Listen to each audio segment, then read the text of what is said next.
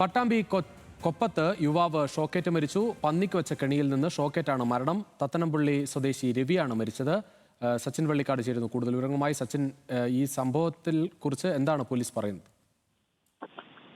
രജിഷെ, ഇന്നലെ രാത്രിയോടുകൂടിയാണ് ബൈക്ക് തകരാറിലായതിനെ തുടർന്ന് റോഡരികിൽ ബൈക്ക് പാർക്ക് ചെയ്ത ശേഷം തോട്ടത്തിലൂടെ വീട്ടിലേക്ക് പോകുകയായിരുന്നു നിലവിൽ മരിച്ച രവി.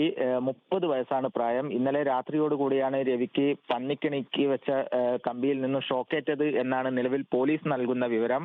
എന്തായാലും പോലീസ് അന്വേഷണം ആരംഭിച്ചിട്ടുണ്ട്. നിലവിൽ പട്ടാമ്പി സ്വദേശിയായിട്ടുള്ള തത്തനംപള്ളി സ്വദേശിയായിട്ടുള്ള മനോജിന്റെ ഉടമസ്ഥതയിലുള്ള തോട്ടത്തിൽ വെച്ചാണ് ഷോക്കേറ്റിട്ടുള്ളത്. കപ്പ കൃഷിയാണ് ഈ തോട്ടത്തിലുള്ളത്. എന്തായാലും മനോജിനെ നിലവിൽ പോലീസ് കസ്റ്റഡിയിൽ എടുത്തിട്ടുണ്ട്. ഇന്ന് രാവിലെയോടുകൂടെ മനോജ് തോട്ടത്തിൽ എത്തിയപ്പോഴാണ് രവി ഷോക്കേറ്റ് മരിച്ച നിലയിൽ വീണു കിടക്കുന്നതായി കണ്ടത്. തുടർന്ന് പാലക്കാട് കൊപ്പം പോലീസിനെ വിവരം അറിയിക്കുകയായിരുന്നു.